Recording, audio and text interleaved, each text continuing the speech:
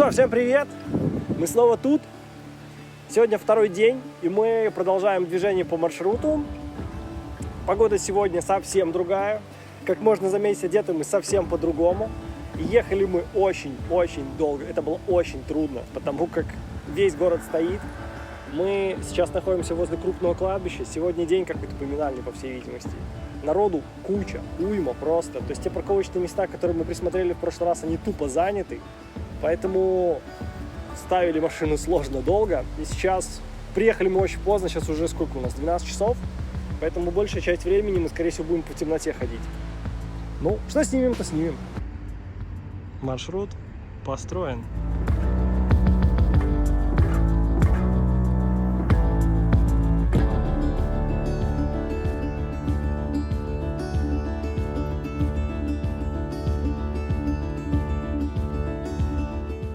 Пока Краков и привет Венгрze. История, в общем, такая. Впереди нас сейчас находится трасса. Широченная такая. Судя по карте, мы можем ее пересечь. Но если вдруг мы не сможем ее пересечь, по какой-то причине, типа, ну не будет там ни моста, ни перехода, придется идти назад и потом бежать на машине. Окей. Все, проход есть. Все нормально.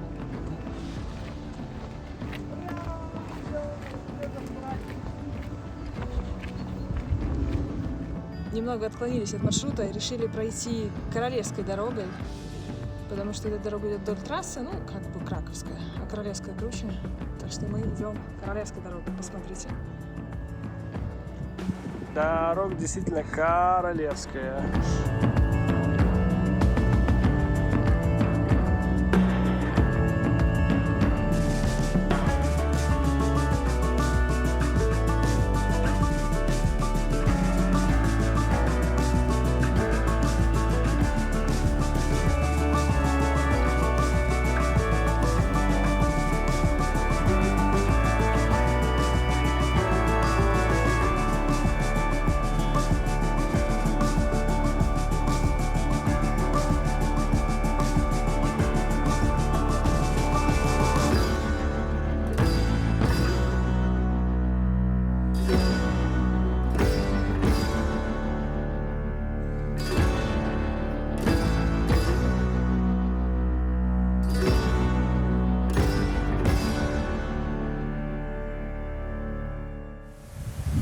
Итак, мы прошли всего 4 километра сегодняшней дороги. Мы немножко свернули, прошли по дороге Королевской, потом немножко по туристическому маршруту и по дороге встретили памятник восстанию Костюшки в 1774 году. Вот. На текущий момент мы вернулись на маршрут, пока ни одной информационной какой-нибудь там упоминания, стрелочки желтенькой, мы ничего не встретили. Но встретили информационный стенд о пути Костюшка-Басуту. Вот. И даже чат GPT знает, немножко рассказывает о этом пути. Это исторический маршрут, который связывает двух выдающихся личностей: Тадеуша Костюшка и Моше Басута. Костюшка был польским и литовским национальным героем, участником американской революции и восстания в Польше против Российской империи. Ну что, я немножко соврала. Вот он, первый. На сегодня на 4-м километре. Дорога полнейшая. Расскажу коротко историю известного маршрута, кто такой Иаков и почему символом маршрута является ракушка. Путь святого Иакова, Эль Камино де Сантьяго, это паломническая дорога к предполагаемой могиле апостола Иакова в испанском городе Сантьяго де Компостела, главная часть которой пролегает в Северной Испании. По легенде, после мученической смерти в Иерусалиме тело Иакова было перевезено на корабле в Испанию и похоронено в городе Сантьяго де Компостела. Средневековые христианские паломники отправлялись на Камино де Сантьяго, чтобы почтить память святого Иакова, посетив его святыню. Эта традиция сохранилась и до сегодняшнего дня, и путь Камино остается популярным маршрутом для паломничества и духовного исследования. Ракушка-моллюска морского гребешка и ривьера на испанском является наиболее известным и иконическим символом Камино де Сантьяго. Она использовалась возвратившимися паломниками как знак чести и доказательство посещения города Святого Якова. Этот символ в каком-то смысле можно считать оригинальным сертификатом паломника даже до того, как был выпущен Компостела для средневековых паломников. Компостела – это сертификат, который по сей день выдается в Сантьяго в обмен на паспорт, подтверждение того, что вы действительно прошли этот маршрут. В средние века ракушка служила скорее доказательством завершения паломничества, чем символом, носимым во время паломничества. Символ ракушки также используется как указатель на пути камина и часто виден на самом паломнике, идентифицируя его как такового.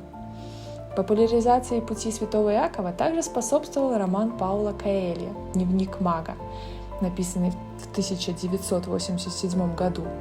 Книга – это описание путешествия автора по легендарному пути Сантьяго, пройденным миллионами пилигримов со времен Средневековья. В своем поиске он встречает мистических проводников и демонических вестников, учится понимать природу истины для обретения силы, знакомится с упражнениями и ритуалами мистического ордена. В 1986 году, когда Пауло Коэльо совершал свое паломничество по пути Сантьяго, прошло всего 400 человек. На следующий год после публикации «Дневника мага» по этому пути прошло более 500 000 пилигримов. Я не знаю, сколько пилигримов прошло Малопольский путь Святого Иакова, но надеюсь, и эта часть маршрута тоже найдет своих пилигримов.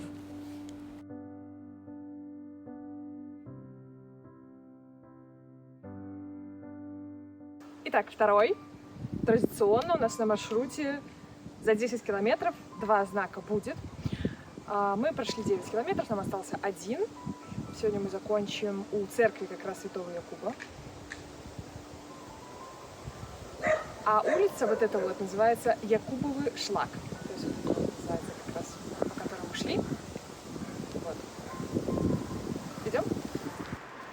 Ну что, мы подходим к крайней точке сегодняшнего маршрута – церкви Святого Якуба.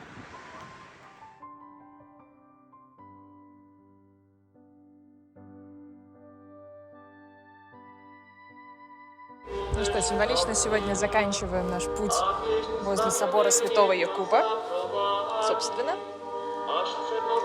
Этот собор изначально здесь стоит с 1340 года. Естественно, он там горел, перестраивался и прочее, но тем не менее. Дорога очень классно обозначена. Идти, в принципе, очень комфортно. И даже, в принципе, можно без карты. Вот. Я бы сказала, что мне понравилось. Сегодня мы шли лесами, полями. Достаточно много вдоль дороги, но, в принципе, комфортно. Ну что, да, либо до завтра, либо до следующих выходных. Бой на каминах.